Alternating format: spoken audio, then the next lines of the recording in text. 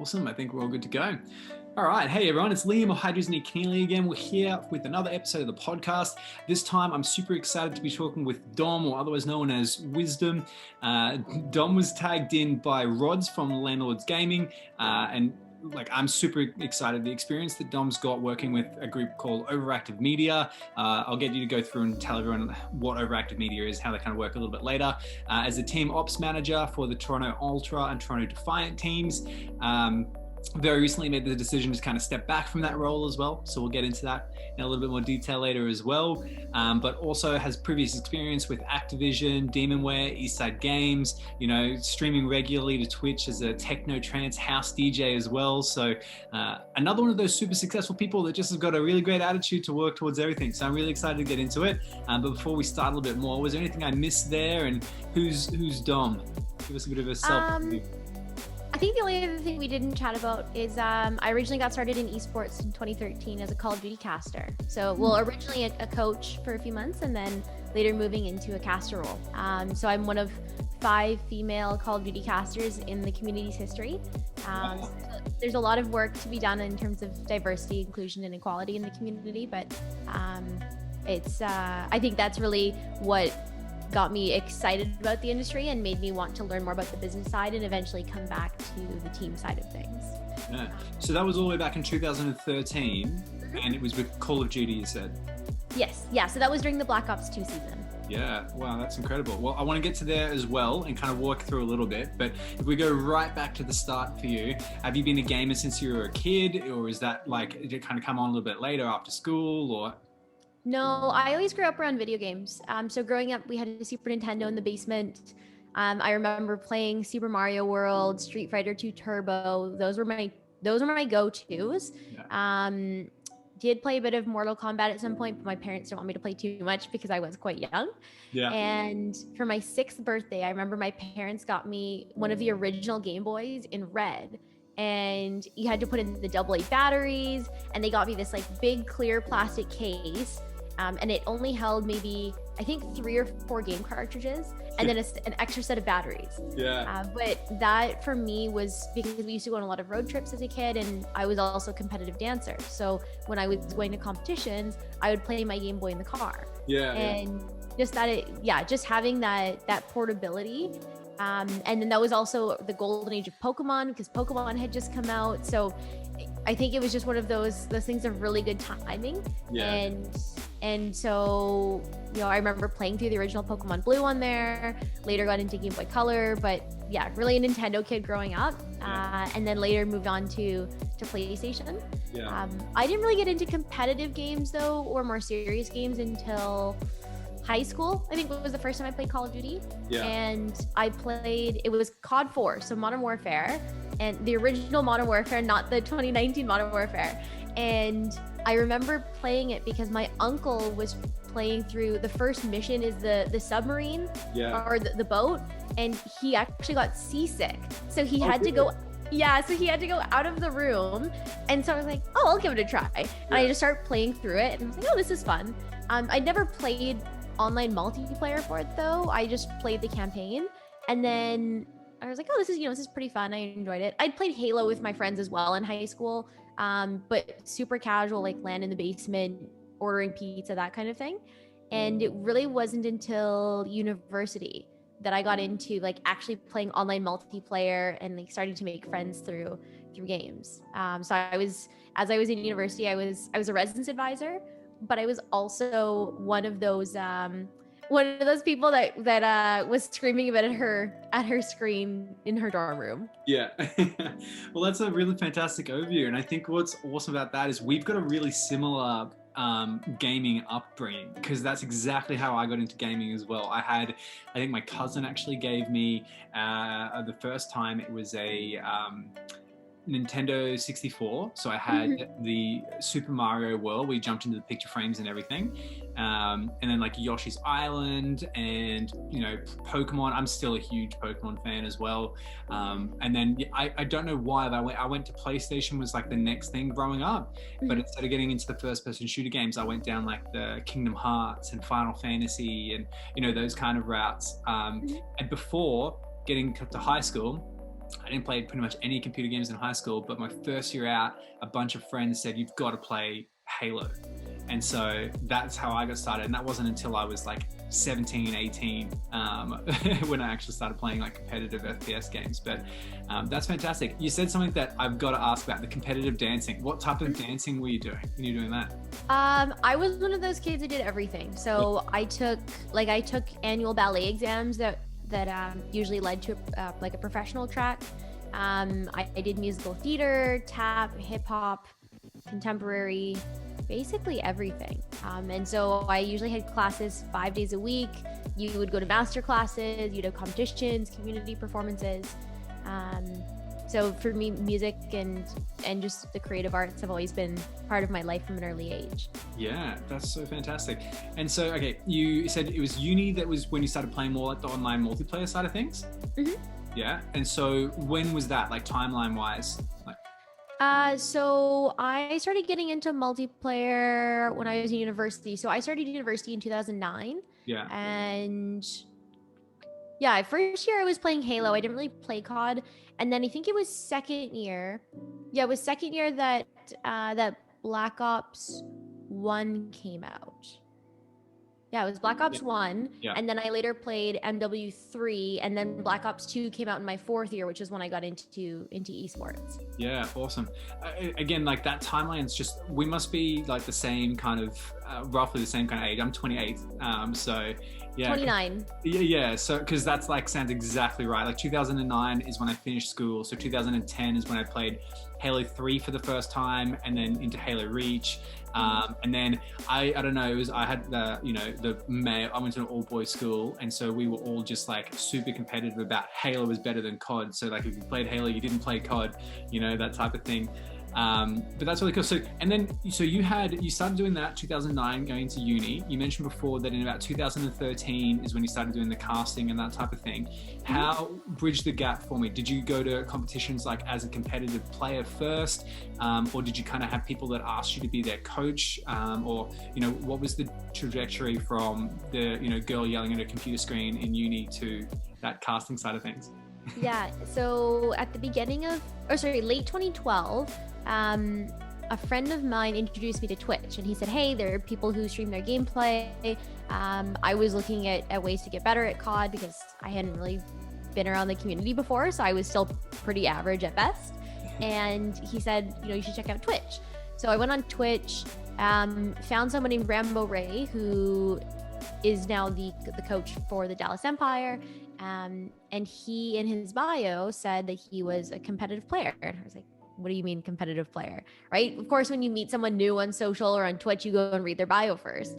So then I went to his Twitter page, and then I went down the whole rabbit hole of, oh my goodness, there are professional players for Call of Duty. Oh my goodness, there are professional players for other games. This is so cool. Yeah. And so then I just started watching more Twitch and like kind of following different accounts from the community on Twitter. And spring 2013, MLG was running their Dallas event, and they were doing online qualifiers. So they streamed those on Twitch, and there was an all-female team competing in there. And I was like, oh my goodness, this is so cool. Yeah. And so I ended up reaching out to them on Twitter later saying, hey, I don't know esports. I'm still new to this, but I know about like fundraising and managing teams and competition. Like, would you be willing to have me on as your coach or your manager? And they said yes. So I joined them for a few months, and then they were actually pretty well connected. So through them, I met a lot of other folks in the industry, and then eventually that team decided to disband. Some people retired, some people decided to take a break, others went to another team. And I was like, wow, this community is so cool, I don't want to leave. So through them, I had met a group called Rivalcaster, and they were a group of folks running like a grassroots amateur showcase slash like mini tournament streaming group. And so they said, hey, would you be willing to come on and cast for us sometime? And I was like, I've never casted before. Are you sure you want me? And they said, yeah, you're pretty well known in the community. You are well spoken. People would love to hear what you have to say. I said, okay, sure. So I went on and started doing some casting for them. And then through them, that's when I started to meet folks from UMG and then later MLG on the production side to eventually cast it at LAN. Yeah, wow. Okay, there's so much there to unpack. But this is the perfect thing that I want to talk about in the podcast, because I think our big audience is, people that can look at someone like you and the experience you've had and be like, that's what I want to do, and it's such a weird industry and time to be a kid trying to get into it, because they're like, well, do I go to uni? Do I get, what do I do? How do I, should I just start doing something? So I just want to go back to, when you reached out to the team for the first time, and you said that you had that leadership experience with, and raising funds and that type of thing. What experience did you have? Where did you have that experience from, before approaching that team? Sure. So when I was in university, I mentioned that I was a residence advisor, Yep. and I was also involved in other student leadership groups. So on campus, I was involved with course unions. I was involved with Model UN, a few subgroups within the residence community, and then also just being a residence advisor yourself is very much a role model and almost a lifestyle Yeah. position in a way, right? Because it's not just a job. You are part of the community and you're expected to exemplify the values that you want to see others Yeah. exemplify. So that's where a lot of my experience came in, was working with similar age groups and across a pretty diverse community on campus. Yeah, awesome. And so the residency advisor, was that like a paid position that you had while at uni, or was that something that you volunteered to do, just trying to get some more experience while you were studying, or? No, it's a paid position. It was a pretty rigorous process as well. I think the interview process was, there were like basically they did, because there were so many people interested, they did a group interview process. And so you would be assigned to kind of a mini cohort and you would go through a half day of interviews. Yeah, okay. And they ranged from everything from a prioritization activity to one-on-one interviews with staff to handling difficult conversations and communication challenges. So I think a lot of those skills and experiences really set me up for finding the confidence to do that kind of cold reach out. Yeah. And I figured as well, I figured, you know what, I'm some random kid from a Canadian university in the middle of the province. Like, worst comes to worst, they say no, Yeah. it's fine. I move on with my life. Yeah, yeah, yeah.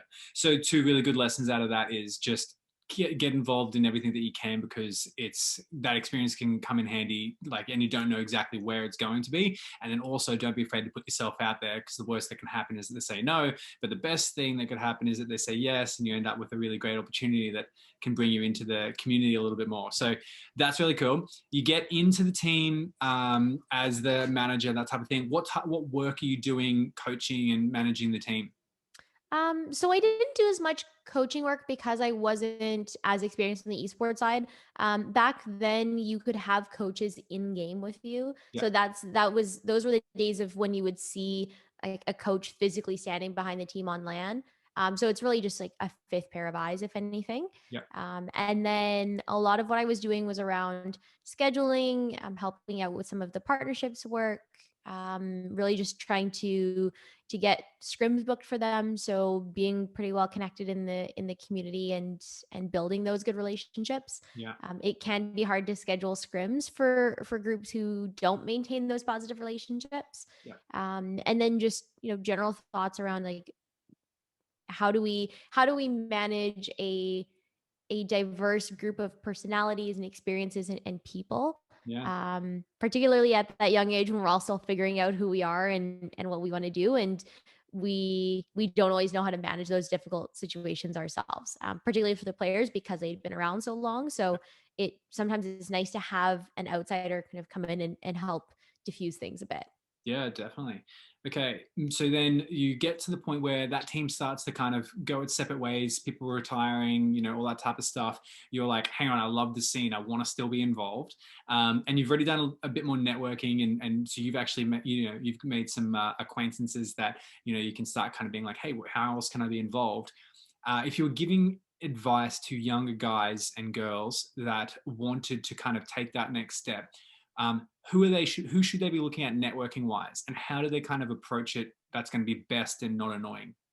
Yeah. So there where was it?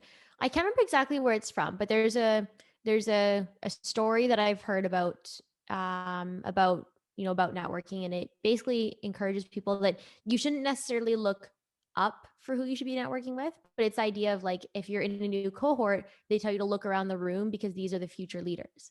And so it is really important to yes to have those connections with more established, more senior folks. But I think it is really important to build connections with people around your level who are also making that journey, that climb. A, because it's really good to have people who understand what you're going through and people that you can support each other. Yeah, yeah, But also B, I think as I've gotten more senior in my experience, I've learned that a lot of people do often reach out just when they want something or when they feel like you have something that you can offer. yeah, And people don't forget about the people who were there for them during some of their lower times or during times when they didn't have something to offer. yeah, So especially from early in your career, I think those kind of experiences and interactions really stand out. yeah. So network with the people around you. Also network between communities as well. Mm, I think a lot of folks tend to pigeonhole themselves into one community, yeah, and they don't get as much experience earlier on in their career across titles. yeah, And similar to any other profession, right? It's good early in your career to just learn as much as you can and to try a lot of different things to figure out if it's what you really want to do. yeah, It's okay to make a career change later on, but it definitely gets harder the older you get. yeah, um, so in my case, even though my core game is Call of Duty, I have a lot of really good connections across League of Legends, across Overwatch, CS:GO, even some of the smaller communities like I don't want to say Valorant is a small community because they've grown very quickly, but more like Rainbow Six as an yeah, example. So yeah, again, and you don't know when one of those games might pop off and be the next big thing.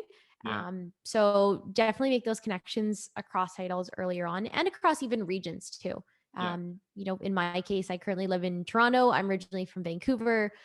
I know folks all over the world. You never know when you might end up at a LAN one day that's out in Asia. And oh, okay, cool. You've got a friend that lives out there, or you're out in Europe, and oh, someone hears that you're in Amsterdam, and they decide to take a train up from Utrecht, yeah, or they fly over from Berlin or something, yeah, right? So yeah, it's a very small world and a very small industry. And then in terms of how to build those connections, I think really just getting to know people. Like I said, it can feel very transactional, mm, and I wouldn't even say that's necessarily specific to our industry. I think that's just in general. yeah, Um, the world is so busy and there's so much going on that sometimes it feels like are we don't that people in our world don't have the time mm, to like check in on each other. And I think that's one of the things people have really appreciated about COVID is that they've been able to do those reach outs and definitely. not feel guilty about the fact that they haven't talked to someone in 6 months. Yeah, So I think as much as sometimes we gripe about, oh my goodness, my inbox is full of just so many DMs from people I haven't spoken to. um I think as long as you make the reach out in a shaped in a way that's very genuine and human, and hey, like I would just love to learn from you, or have a chat, or yeah, can we go for coffee? One day we can go for coffee again yeah. When when that happens, we can go out. yeah, Um but really just making it feel genuine and authentic. yeah, for sure. A lot of people are happy to share and help each other learn and just support each other. Yeah. Again, as long as it just feels like authentic and you're really looking to their human side versus who they are in their job. Yeah, yeah, of course. And I think that goes across any industry, but really good for esports and gaming when the person that you're talking to could be your age, could be younger than you, could be older than you. Mhm. And the experience is just so tied up in a lot of things. When I was in real estate, for example, it was so about being having a great, strong network of people, right? And one of the things that I used to love doing was just asking people what they did in their spare time, and then trying to, if it was so it didn't feel transactional, but it was meant to be transactional, would be that I would go and I'd start doing those activities as well. So a lot of the guys that I'd speak to would say something like, oh, I go with some of the guys from if it was a doctor or something, a lot of the guys from the clinic go and do a triathlon session, and we go bike riding and whatever on a Saturday. So I would become more involved in that community, not with the sole intention of going and talking to those guys, but being Mhm. able to broach the topic with them and it not be like I'm forcing it, if that makes sense. And there was so often that that's also something that I'm interested in. I completely, you know what I mean? I didn't completely force it, but a lot of the time that would end up with me being able to then I'd end up going on rides with these people that had, multiple properties that they wanted to sell. And I would be a first glance. They'd kind of be like, actually, I'm thinking about getting rid of a property. And it was the first one for me. So I think I just wanted to give that example of a different industry where it makes sense to can understand that if you approach something with it being purely transactional, the other person can kind of feel it. And it's like, whoa, you know what I mean? Like there's so many people doing that. Whereas if you can make it more sincere, people are going to be like, okay, I've got more time for you. I've got more time to hear that. But I think both of those points were really, really good information. So I appreciate that. We go from them, the casting side of things, all the way to being able to cast at a LAN at an MLG event. Is that what you Mhm. said? Yes. Yeah. So my first LAN event where I was casting was UMG Dallas 2013. Mhm. And then I also had the opportunity to cast on the Bravo stream, so the open bracket for MLG Columbus 2013. So that would have been the first event for the Ghost season. Wow. And what was that like? Did you get nervous when you were up there? Yes. Yeah, it is very nerve-wracking. I had the opportunity to cast with Golden Boy and to work with Puckett. So for me, yes, it was very daunting. Yeah. And I honestly, like, it's so weird now looking back, at how many things have happened since then, just in terms of, of life and the Mhm. fact that that was almost 8 years ago already. Yeah. Yeah. Makes me feel a Flies little by, old doesn't again. it? But yeah, like those are the kind of opportunities that people dream about, right? Yeah. And I wish I had been able to learn more from them. But I think in my case, I was still very much in a self-development journey. Yeah. So I really appreciated those opportunities. And I wish I had taken the time to really get as much as I could out of them. Yeah, definitely.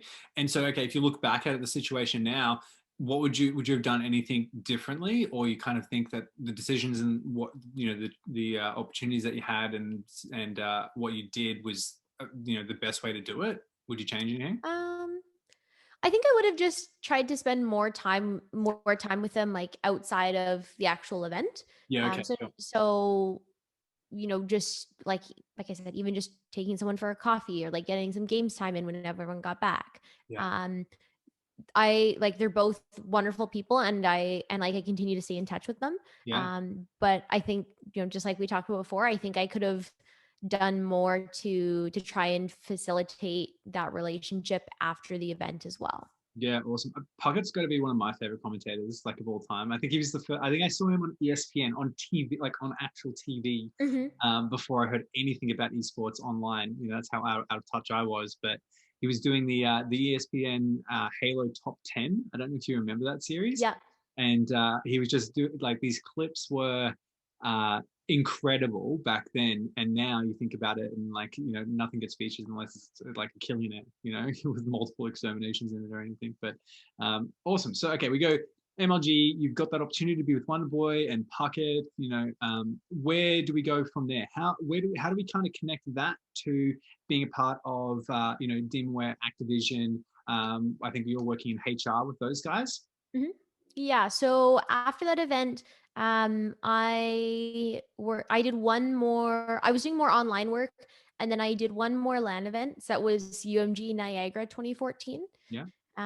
So that one I was not only casting, but I also had the opportunity to direct and produce the Bravo stream a bit. So, Cool. and then also helping out the organizers with running the open bracket. Yeah. So that was probably my biggest hands-on LAN event.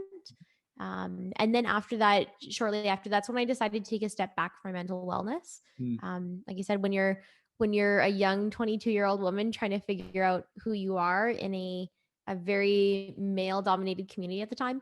Yeah. And when I say male dominated, I'm not referring to the fan base. I'm more so referring to like staffing, players, etc.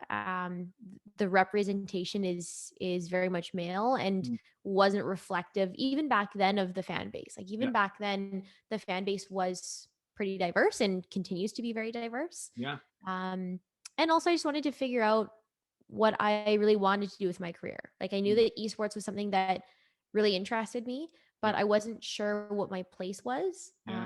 I wasn't sure if that was supposed to be casting or if I should be joining a team. And back then it was really hard to be in esports if you were Canadian, without getting a work visa, and work visas back then were very difficult to get. Yeah. So I decided to focus on my offline career, we'll call it. And I was working for Best Buy at the time. And I later I started as a store recruiter for them. So I was doing all of the holiday hiring. For anyone who's been in a Best Buy during the holidays, it is one of the busiest places that you will find for any retail outlet. So I started as a store recruiter doing hiring all the seasonal folks for the holiday rush. And then, so that was 2014. And then in 2015, I moved into their Canadian head office, which was in Vancouver, where I was from. Yeah. And I moved into a store leadership role with there. So I was hiring across the country for store managers. And I ended up spending the next year and a half at Best Buy. So it was a really cool experience. I was 23 and running bilingual national holiday hiring campaigns. So I went from hiring at the store level to working with the different business teams, making sure that all of the stores were trained on the hiring system, that any stores who needed some additional support. So for example, if you're a rural store in the middle of Ontario, you might have more trouble hiring than a downtown Toronto store, even though a downtown Toronto store has folks who might be interviewing at a few different places. Yeah.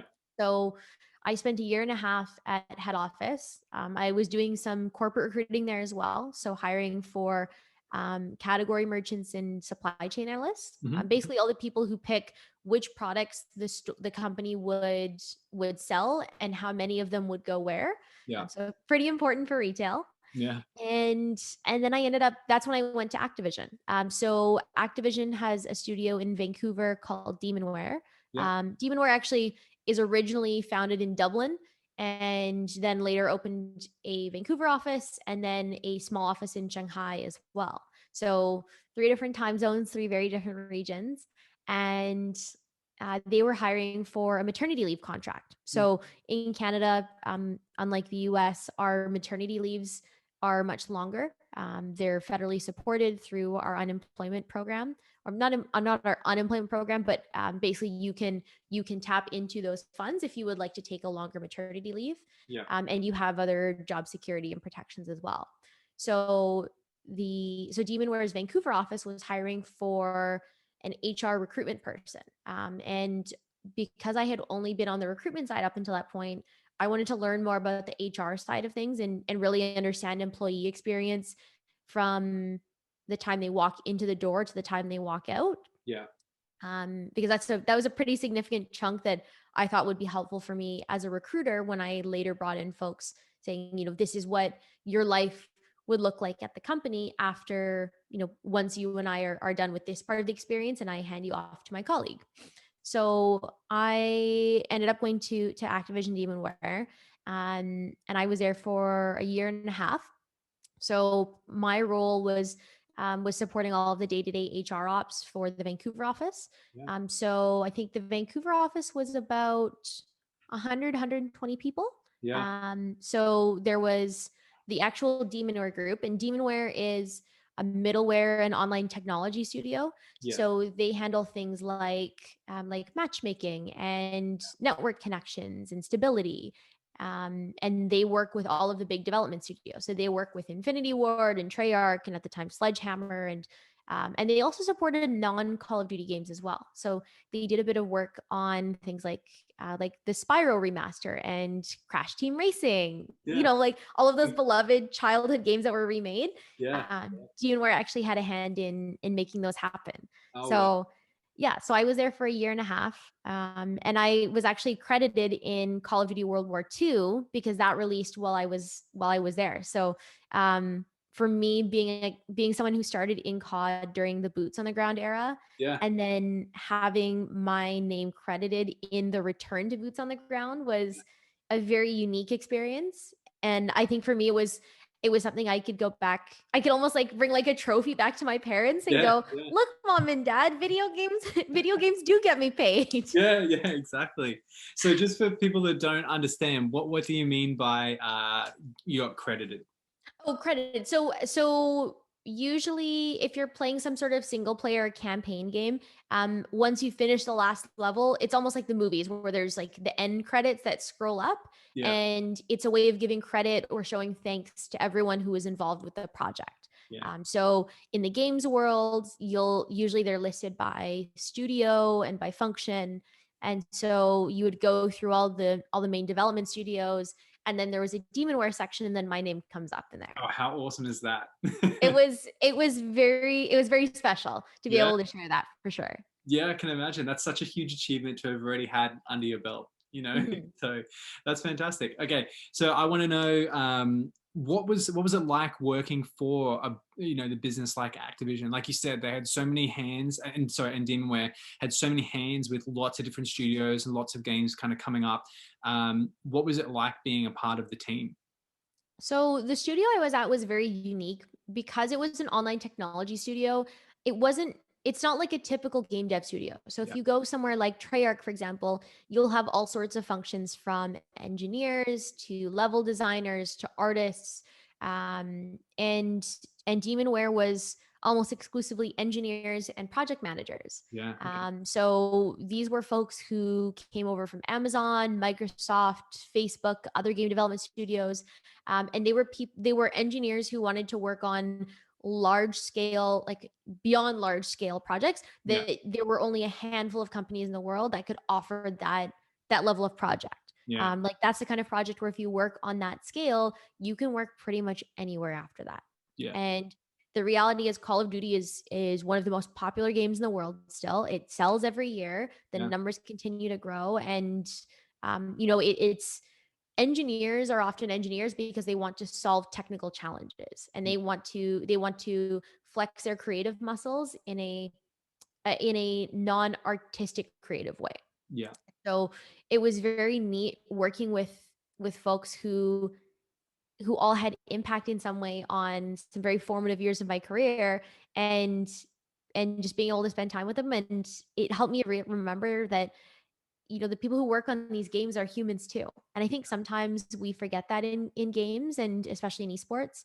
I know that in Call of Duty we often have players that complain or give very critical feedback that sometimes don't appreciate that even if you are being blunt or honest, that the person you're speaking to is a human, yeah, right? And yes, it might just seem like we just brush it off, but the reality is what we say and do genuinely matters. And for a lot of folks, if you're at somewhere like Treyarch, you're spending up to 3 years on a project. And yeah, so to then have like a 16-year-old or an 18-year-old pro just come along and just you know be awful about the project. I won't use the bad word because I know it's a podcast, yeah. but to Tear it just apart. Yeah, yeah, to just tear it apart. That's a great way of putting it. That's really hard. mm, And so I think for me, it was a good way to see and appreciate the business side of things, yeah, and to help me understand as well that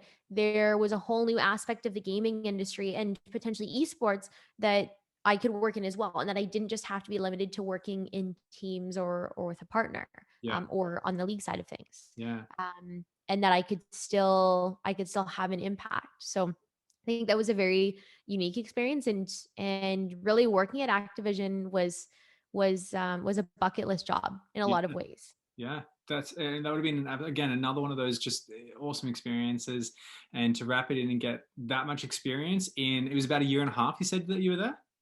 Yes. Yeah. So in a year and a half, you wrap in that much experience. Your name's credited. Like that. Yeah, I think that's fantastic. So then, is there anything in between that and going to Overactive Media, or what's in between the two things? Yeah. So I wrapped up with Activision in summer 2018. and I wasn't sure what I wanted to do next in my career. I wasn't like, I was still toying with the idea of esports because working at Activision had really reignited my love for the industry. Yeah. But at the So can time, I jump in again, just quickly? yeah, Along that journey there, are you still playing games or did you kind of drop yes, off with playing games? yep, yeah. So I still continued to play games during that time. Yeah. I would say it's funny, the more you work at a place or in an industry, the less you tend to play that game unless it's part of your job. And Mm. so I would play Call of Duty with coworkers just for fun once in a while. But League of Legends has actually been my main game for the last few years. Oh, cool. Okay. Yeah. Yeah. Yeah.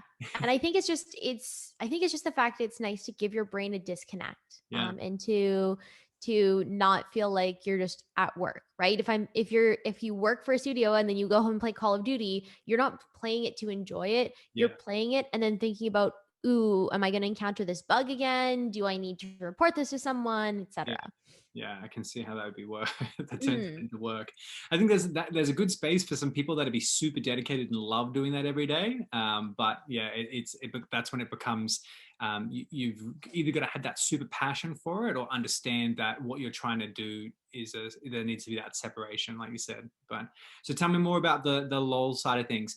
Are you playing more ranked stuff, or are you literally just playing like super chilled? Or Um, I played a bit of ranked in season 4 and season 5. I think I peaked low gold. So I think I was like gold 4, maybe gold 4, gold 3, which is like, that's solid. I know we all think about, ooh, like, why are you not platinum or diamond? Like, you work in video games. But also, when you have like, a lot of ranked systems just come down to having enough time to put your games in. oh, definitely. And yeah, and so when you don't have the time to play a handful of games every day, Yeah. or to really invest in, okay, here are the new patch notes, let's see what's meta, what's broken right now, Yeah. what I should I totally not agree. play anymore. Yeah.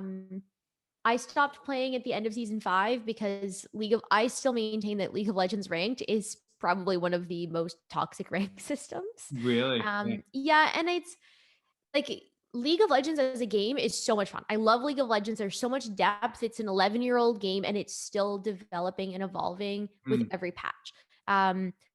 But yeah, when you go online and you see the memes and the jokes about people comparing and saying like, oh, Call of Duty League play, Mm. people are so toxic, I can't be on voice.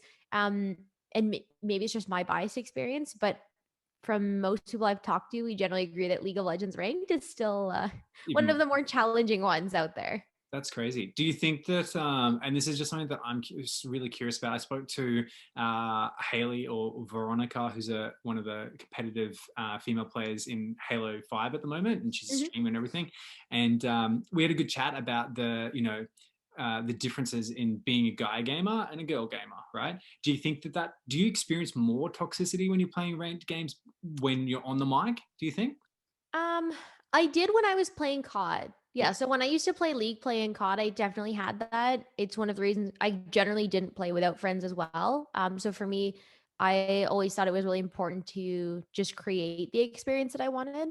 Mm. And for me, games were really like, for me, games, especially as I've gotten older, are a social experience more than anything. Like, I Yeah. don't need to play rank to prove like how good I am in a video game. Mhm. Um, because that's not my job, Yeah. right? And that's not how I define my happiness and who I am. Yeah. For me, I am someone who I understand League of Legends, and I understand specific characters, and I know what works for me, what doesn't, but I don't need to feel like I'm an expert in order to enjoy that. Yeah. So yeah, so in League of Legends, it was a bit easier because they didn't add voice until later. Yeah. And by that point, people generally wouldn't use the in-game voice anyways. Um, I have seen it in Overwatch a bit, but Yeah. I think Overwatch, yeah, in Overwatch, I have a friend who's really good at this. He has what I like to call a radio broadcaster voice, and it's like that very deep, warm sounding, like, Yeah. "Hello, how's your day going?" Like, very Yeah. very warm and pleasant, and like someone you would just want to go and sit and have a drink with. Yeah. And when I would play Overwatch with him, the first thing he would always do as soon as he got into a lobby is he would be like, "Hello, lobby. How's your day going? Yeah. Are you excited? We're looking forward to some great games together." Yeah. And just really trying to come in with a very almost overly positive attitude, Yeah. Yeah. It because kind of then diffuses it a little bit. exactly, because Yeah. then like look, if you've had a bunch of bad games, you're probably tilted already. Yeah. And so then if you're going into the lobby and you're like, oh great, here's going to be another terrible game, and then you have some guy going, hello gamers, like Yeah. it you can't help but laugh or smile, right? Yeah. And that alone, I think, starts to help with the shift and the untilt. And then on the other hand, too, if you're someone that's just going to be like, if you're just going to be a rude person, then it just makes you look like the odd one out whenever else is like, why are you being rude to this person? He was Yeah. being nice to you, you know? Yeah. So I think that approach not only shifted how I approached general games lobbies, Yeah. but also just how I approached a lot of things in life. He's one of my closest friends. And so he's had a very profound influence on my life, Yeah. and it's really been a good reminder for me that I should always try and approach situations with openness, empathy, positivity. And that doesn't mean being toxic positive. Yeah. There is such a thing as toxic positivity, and that's just like when you're like, it's gonna be fine, guy. Like when someone tells you it's going to be fine and the house is on fire and they're like, it's fine, we're just gonna wait out, things to be happy. Yeah. No, there's also a certain amount of realism that needs to come with You gotta, that. yeah, you've got to be able to deal with it as well. Yeah. Exactly. Yeah. So yeah, so in my case, I'm also fortunate that I have a gamer tag that doesn't say, like, it doesn't really allude to the fact that I'm female. Yeah. I do have friends that have like queen or something else in their tag, and like, look, who you are is who you are, right? Your gamer tag is your gamer tag, and no one can take that away from you. And if someone wants to make you feel bad about who you are, then that's on them for being a terrible person. Yeah. Exactly. Yeah. But yeah, I definitely did notice a difference for like for people who had more overtly female tags versus non-overtly female tags. Like Yeah. in my case, because mine is very neutral, people just assume that I'm a guy. And this still happens to this day, not even just in games, but in general. Like my name, Dominique, if it's spelled with a C at the end instead of QUE, that's the male version. But Yeah. people hear, and then depending on how someone says my name, sometimes it sounds like Dominic. Yeah. So people just tend to assume that I'm male. Yeah. And so sometimes it's funny. I get this when I'll send an email to someone and then they get on the phone with me, and then they're surprised, and you can kind of hear the surprise in their voice when they hear me with my very high pitched, very fast talking voice, Yeah. and not necessarily being what they expected. Um, and and it's kind of the same in games when people in game would just assume that I'm a guy, Yeah. and they'll be like, "Oh, great play, dude." And I'm like, "Thanks." Or like they'll make a joke about like male anatomy, and I'm like, "Actually, I don't have any, but thanks." Yeah. And and so it just like it makes for some interesting conversations and interactions. Yeah, yeah, for sure. Okay. Well, I love to hear that. What are you playing now then? You said you stopped playing LOL. What's the game, the go-to game at the moment? Or are you're more DJing at the moment than gaming or anything? I still play League of Legends. Yeah, Yeah. so League of Legends is still my main game. Yeah. I got back into Call of Duty on a more consistent basis with Warzone coming out. Yeah. So, one of the things, like I said earlier, is about working in the industry is that we often don't have time to play our own game. So, for me, Warzone coming out was actually a really great way to spend time with friends that I normally wouldn't have played with, because it's free to play, right? That's the beauty of it, is anyone can get into it, and you couldn't use the excuse of, oh, I don't want to pay $80 for a Call of Duty game when I'm just going to assume that it's going to suck again this year. Yeah. Yeah. You know? So League of Legends is still my primary game. I play a bit of Warzone. I hop on for Overwatch once in a while, so I do have a few friends from that community that I hop on for games with. Cool. And I actually started playing Monster Hunter World recently. Oh, cool. Yeah, just trying to, my partner lives in Berlin, so we're trying to find different online games that we'd enjoy. And Monster Hunter World seemed very complicated. Like, I don't normally play like MMOs or open world Yeah. games, so that was it was a very challenging experience for me at first. There was a lot of like screaming and not understanding how these item tree worked. Yeah, And like, yeah. this game is stupid, but now I'm enjoying it. Yeah, yeah, I get it. That's really cool. I've been trying to get my girlfriend is just not a gamer whatsoever. I've been trying to get her just playing every now and again, just so that we have that, you know, commonality. She loves reading, so I've been trying to Okay. read similar books to her, and then as like we're kind of finding a balance, get her to play a little bit of some kind of game with me. We played Overcooked. I don't know if you've heard of that. Yeah, Overcooked is so much fun. Oh, There's a running joke that Overcooked is like Mario Kart where it can ruin friendships and relationships. So the fact that you've played Overcooked and you've made it through, always a positive sign. yeah, we've just gotten to some levels where there's lava involved, and Oh she just can't no. deal with the lava. Yeah, it's Yeah. hilarious. Yeah, I've been streaming it, and just it's every time that she sees the lava, she just panics and she'll die like 400 times. Just keep walking off the edge. Or the other day, she Oh. ended up in a place that it's hilarious, and it's a great heap of fun. But yeah. Okay, so going forward to the overactive media side of things, we got a little slightly sidetracked, but a good Mhm. sidetracked. How did we get there from finishing up with Activision and Demonware? Yeah. So when I wrapped up my contract with Activision and Demonware, I had some friends in the local indie game community in Vancouver, where I'm originally from, and they introduced me to a studio called Eastside Games. Eastside Games is a mobile studio. They're a solid mid-size. They're about 100 people or so, Cool. and it just so happened that they were looking for a recruiter. It was a really good cultural fit, Yeah. and it was a nice change of pace. From working at Activision and Demonware. After almost a couple of years in environment, it's always nice to consider, is it time for a change? Yeah. And I loved working at Activision and Demonware. But there, at the end of the day, there is a difference in working environment going to a mobile game studio Mm, that makes counterculture games. So they made their original game was a game called Pot Farm, which was a Facebook game based off of Farmville, except you mm, grew pot. And then later that changed into like later then they started making other games, and so they were very focused on the hyper casual space, yeah. and specifically games that were time based, so like games you would sign in, play for a few minutes, sign out, go back later, oh great, your crops had grown, Yeah. go Okay. and harvest them, etc. So I spent about a year with them, or just under a year. Really great group of humans, very friendly, warm, very open office environment.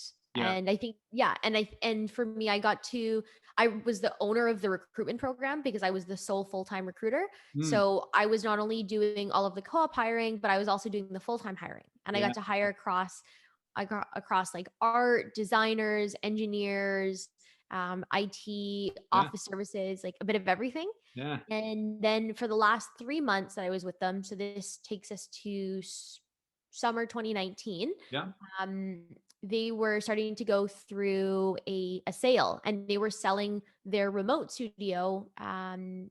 And so I moved to that remote studio as their HR manager, and I started leading the HR function, and just really being an advisor to the leadership group on what that process looked like, and how do you take the best parts of the existing systems from the old studio while also looking at your own future as a new studio. Yeah. Yeah. So then this takes us to summer 2019. And this was around the time that franchising had been announced.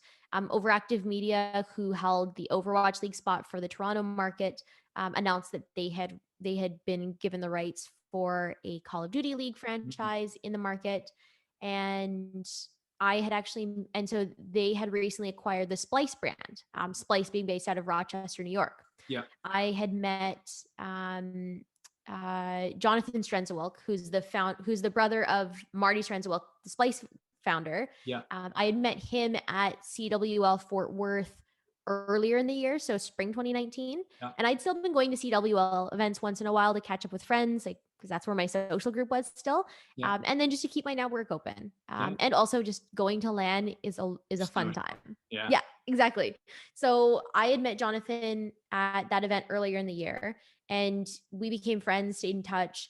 And that summer, this was maybe, I think, a week before MLG Anaheim, which is kind of the flagship of the annual Call of Duty circuit. Yeah. And he says, "Hey, we just opened up a GM role for a new franchise." And I had previously offered, I'm a recruiter. If you need any help finding someone, just let me know. Happy to help. And I just was like, I was looking through my network trying to see if I could send them a referral, and I couldn't find anyone. Yeah. And so I kept looking through, And I was like, how do I not know anyone with these skills and experience? Like, I've done these things. I Yeah. should know people who have Yeah. done these. And I went, oh, wait, I've Uh, done those yeah. things. Maybe I should consider this. And I Yeah. hadn't, the thought genuinely never crossed my mind when the job was first posted. Mm. And the more I thought about it, the more I thought, you know what? Just like we talked about before, give it a try. Worst comes to worst, you submit your application, you're not the best fit. That's Yeah. okay. You've got a great job already. You've got a great life back in Vancouver. Yeah. And so I submitted my application. It turns out I'd actually gotten a referral from a friend of mine who worked with the league.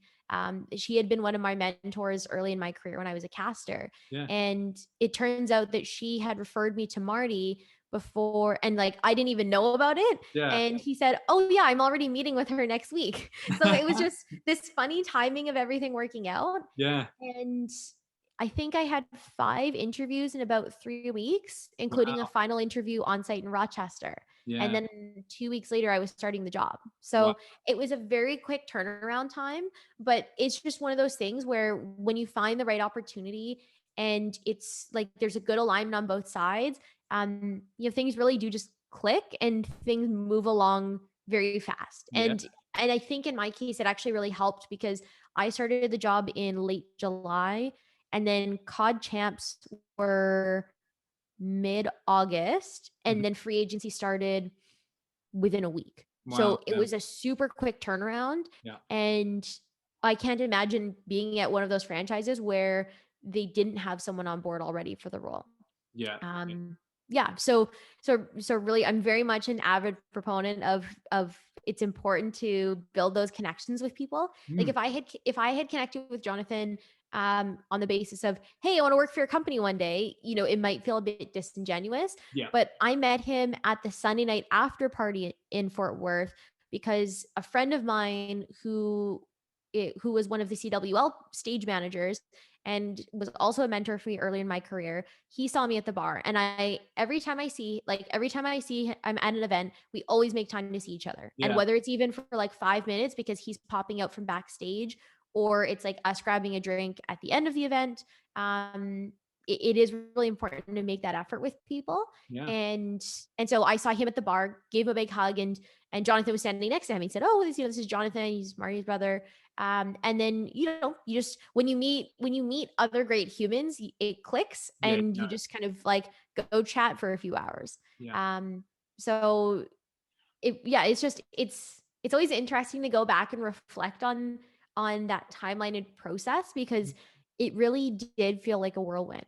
It Yeah. just moved so quickly, and it wasn't even in an overwhelming way. It was just looking back, things don't move that quickly Mm. It's unless it all fits, and yeah. unless it's kind of meant to be in a way. Yeah. Yeah, so get it.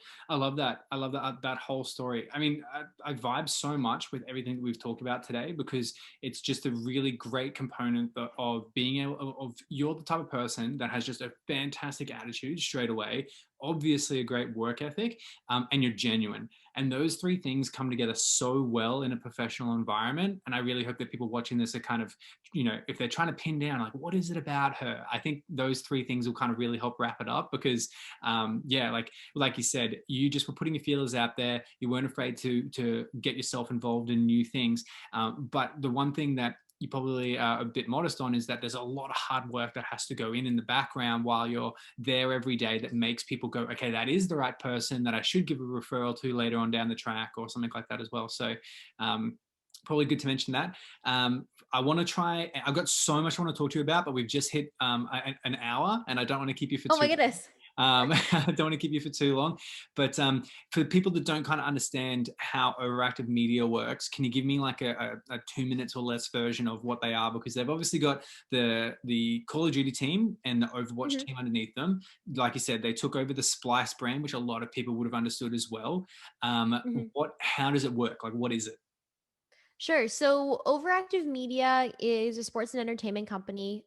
They were founded in 2018, and they originally started out by they acquired the Splice brand out of the US. Mhm. So, I think at the time, Splice had, I think back then they had Halo, Smite, StarCraft, COD, and I think maybe one other game. They also acquired the Mad Lions brand in Europe. So Yeah. Mad Lions was a Spanish brand. I forgot one. Splice had the League of Legends team out in Europe. So the Splice's team originally competed in EU LCS. Later, when Riot had franchising happen over there, became the LEC.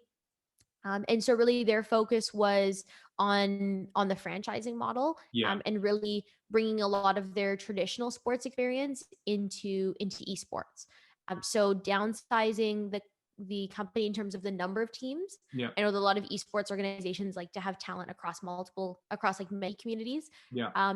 But for Overactive, they're really focusing on Call of Duty, Overwatch, League of Legends, CS:GO Yeah. with the Flashpoint League. And then, if other titles move into franchising in the future, then potentially investing in those as well. But really focusing on those core groups, and making more of that long-term focus with the fan base. So Overactive Media is originally based out of Toronto. It's one of the reasons why they got the Toronto market for both of the Activision Blizzard leagues. And then the European operations focusing on League of Legends and CS:GO. Yeah. In the last few months, they've announced things like the arena here in Toronto. They have announced the intentions to go public. So really trying to turn it into a long-term business. Versus there are organizations that I've worked with in the past on a more casual consulting basis where they're not quite sure what they want to do. And so really trying to bridge the gap and establish themselves as a long-term player in the industry. Yeah, it's so funny that you mentioned that. I was working at a bar at one shift because of COVID at this. It's called Sherwood Inn. It's like a really nice place up in Muskoka. And I was just chatting to a guy that was there with his partner, and he does like lighting for venues. And this would have been months ago. And he said. He was to me, it's like, oh, look, I told him that I was obviously working on this Divine Mind, blah, blah, blah. He's like, oh, it's esports, blah, blah, blah. We're talking about this thing in Toronto. It's going to be like a 5,000 person, and he didn't really exactly know what it was. And I was like, is that Overactive Media by any chance? And he's like, is over something, like, but it's just like, I think that those type of interactions are a good example of, a good business like Overactive Media that really do want to be in the game more long term. They're making that impact on people that don't really know, can connect it months later when they're just having a chat to someone else that mentions esports. And I love that. I was like so excited about that conversation. One, because once that opened, I can't wait to go to it. That's going to be cool. But two, because it kind of blends all that stuff together.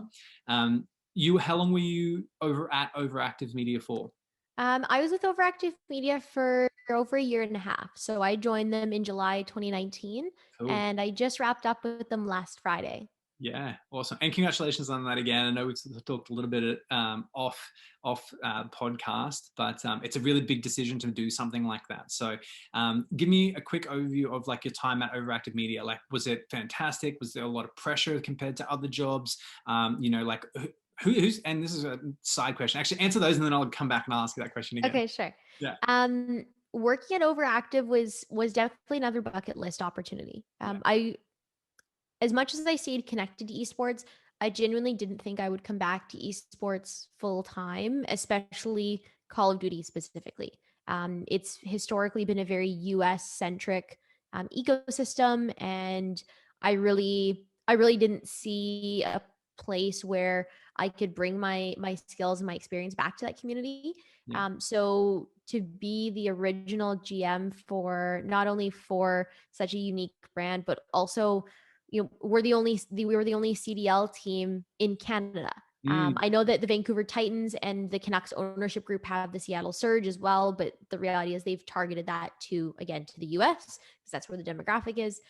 So to be the founding GM for essentially our national team, it's very much a point of pride, and it's an experience that I'm definitely going to look back on with a lot of fondness and appreciation. I'm really sad that I didn't stay longer and that I didn't get to experience a full season, being on the road and all that. Like, we had snippets of it at the beginning of last season. and my original plan was to stay through the 2021 season, and then at the end of the 2021 season move to Berlin to be with my partner. Yeah. But I think COVID had a much bigger impact on my mental wellness than I expected. Mm. And I think it made me realize that as much as we want to do things, that it's okay to not be superhuman, Yeah. and to say, you know what, this is a good place for me to pass the baton. Yeah. I feel like the teams were in a much better spot, and I feel like I have genuinely left them in a better place than, it's that idea of like leaving things better than when you found them. Yeah. Um, I learned so much from the people who work there. Like they have incredible folks that come from all sorts of experiences and backgrounds. Yeah. But it felt like it was really the first decision I had made in a long time that was just about me and what I needed. And it was really nice to do that. I mean, even now, I've had a few folks reach out to me already about my next move and my opportunities, because I was pretty public and clear about my moving to Berlin eventually. Yeah. And yeah, I've had some folks reach out already, and I just said, I'm happy to have those conversations. But when I'm asked how quickly I want to start my next role, I said, you know what, I just want to take a few weeks and I said, I don't want to start anything earlier than mid-April. I said, I Mm. want to give myself at least a month to just hang out and enjoy life. Like Yeah. earlier this week, we were talking about this off camera, right? I didn't set an alarm, and I just woke up whenever I felt like it. And then on Tuesday, I woke up at 10, got up, like got ready, had lunch, and then I ended up falling asleep on the couch 2 hours later for a nap. Yeah. And I couldn't remember the last time I had just almost just existed, not even Yeah. existed, but like that I had just done whatever I felt like, and Yeah. that I didn't have a schedule or structure. Um, and I didn't really realize how much I needed that, Yeah. right? Especially during COVID, with a lot of companies downsizing and having to take on more with less, and needing to pivot so quickly. Mm. Yeah, it's very good to just give yourself that break, and to celebrate, and to, I think more importantly, just pause and celebrate everything that you've done. Yeah. I mean, even talking through it today, sometimes I forget how much I've done in my career, and sometimes I downplay how much I've done, because I know that I have a lot of friends and colleagues who have done more. Mm. Um, but really just investing in myself, and like we talked about earlier, um, I'm just gonna be spending a lot of time DJing. I'm learning to produce music. Those Yeah. are things that make me happy right now. And I'm calling it my journey to rediscover happiness. Yeah. So I'm starting out with music and streaming. And then along the way, if I discover something else that I enjoy, then great. And, if I continue to enjoy music or playing games, then that's cool too. Um, I can't quite move to Berlin yet, just because of COVID restrictions around travel and immigration. Yeah. So rather than staying in my apartment and feeling sad about not being able to go to this next stage of my life, Mm. I'm really trying to be optimistic and opportunistic about it, Yeah. and just make the most of it. Also, the weather's starting to warm up here, so I'm excited for that as well. Yeah. I like today's one of the first days I'm not even going to pronounce this right, but I'm at Mont Tremblant. Mont Tremblant. Yep. Yeah, and it's sunny outside, and there's still snow on the mountains. So Oh, next day, t-shirt skiing weather is the I best. know. So I'm going to be getting up there, I'll be snowboarding, not skiing, because I'm Australian, and I feel like more Australians snowboard than ski. I don't know For why. sure. Yeah. Yeah, but so I'll be doing that. But yeah, no, that's fantastic to get to hear that kind of overview. And I wish we had even more time to dive into more about overactive media. But I've been saying to everybody that's been on the podcast, I'd love to have everybody back again. 6 months, maybe when you're in Berlin, and just get more of an update on the journey and what's kind of been happening. Because from what we can hear, what you've just talked about for the last hour, your journey, you've only got more great things ahead of you. We don't always know what they are and which direction it's going to pull us, but I'm certain with all of what's in my brain and my heart that you are one of those people that's just going to end up doing more and more things. So I can't wait to hear more of that story later on down the track. But I'll wrap it up a little bit more, because I want to make sure that we don't drag this on for you, so you still want to see my face and talk to me eventually at some point. So the last kind of two questions that I like to ask everybody is, if you were to kind of look forward, for 5 years from now, obviously at the moment, like you said, it's more focusing on what is for you and what's important to make you happy and rediscovering that happiness. But if you're thinking of like 5 years from now, what's the like best version of Dom look like? Are you someone that's fitter and healthier? Are you working out more? Are you, working full time again? Are you running your own business? Are you doing DJing full time? Like, what's the dream for you? I think for me, so I don't think and I say this now not fully knowing, but I think for me, I don't think I would want to DJ full time, DJ or produce music full time. I think I would like that balance of having an outside career where I can take those learnings and apply them to my own, we'll call it my side hustle or my Yeah. second life. Yeah. So one of the things on my bucket list is I would love to play a Berlin club show. So in Cool. 5 years, I would love for us to have conquered COVID, for clubs to be open so I can play a Berlin club show, Yeah. producing and releasing my own music. Um, for me on the career side of things, for me it's really important that I work with people who love what they do and that it's a very empathetic, like supportive environment. Mm. So I would, yeah. But in terms of like specifics, I don't really have a specific for, like I'm not someone who's going to say in 5 years I'm going to be a partner at a law firm or something. Yeah. Yeah. I think one of the things I've really enjoyed is continually learning. So having a place where I feel like and not even just in my career, but just in general, where I have the space to try a new hobby. Like maybe I pick up guitar in a few years, or Mm. maybe I've learned to play piano again, and I'm starting to incorporate that into my music. Yeah. Um, who knows? It like in a few years, maybe I have kids by then. I Yeah. know that I would like a family at some point, Yeah.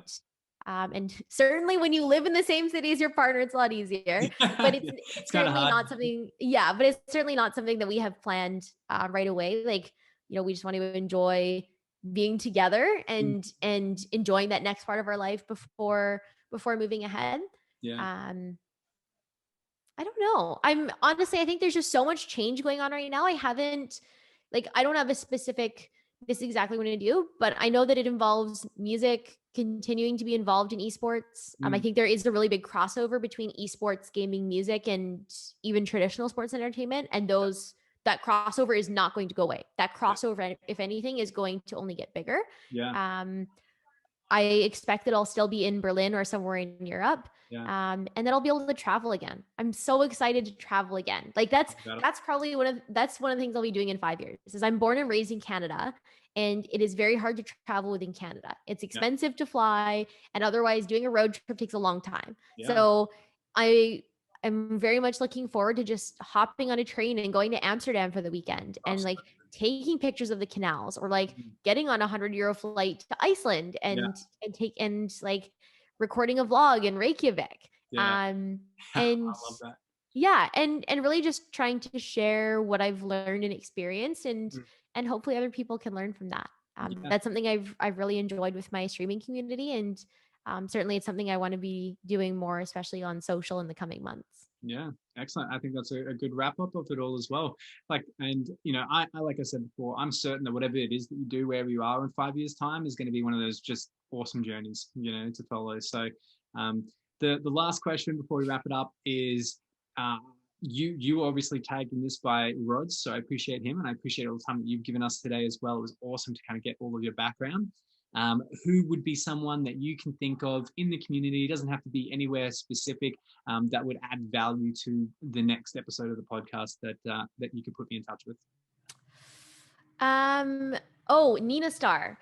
So Nina Starr is she is a local host and gaming expert who works with Microsoft. Yeah. And she does some really cool work around diversity and inclusion.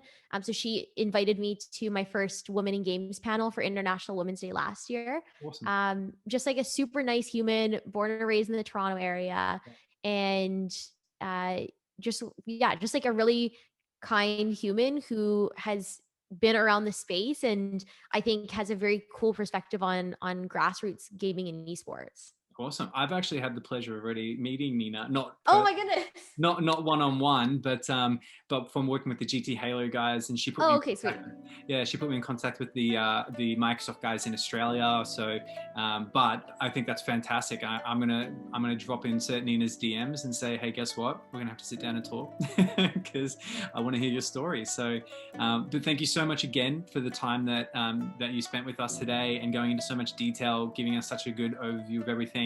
I'd love to again make time to chat in the future when you're a little bit more settled in Berlin. COVID, For sure. it'd be good to even be able to meet up in person, and have a drink and chat or coffee. So we'll keep that in check until COVID's done.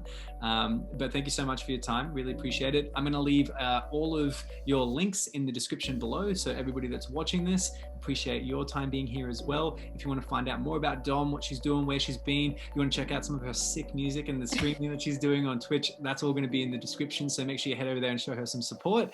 But thanks for watching, guys. Is there anything you want to say before we wrap up? Thank you so much for giving me the opportunity to come and chat. Being able to share about what I've experienced, like I said, is I really believe in paying it forward and helping develop the next generation. So being able to have an open space like this where we can have these kind of honest conversations is it's a very welcome and refreshing. So thank you for everything that you're doing for the community. No, hey, and I enjoy it so much. And it's a quick little thing, but COVID has completely trashed my idea to come over here and network with people and do something that I'm super passionate about. And I was sitting there one day and I was like, okay, I need something. I need to do something where I'm talking to people and I'm paying it back to the community by putting out valuable content.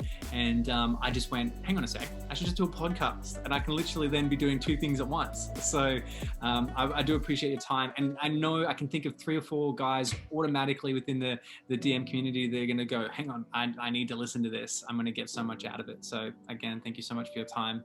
I really appreciate it. Awesome. Thank you very much for having me. Awesome, guys. I'm going to see everybody in the next episode. If you like this, leave a comment, leave a like, share it with someone that you think needs a little bit more insight into the esports scene. And we're going to be talking with Nina Starr next. So have a fantastic day. See you in the next episode.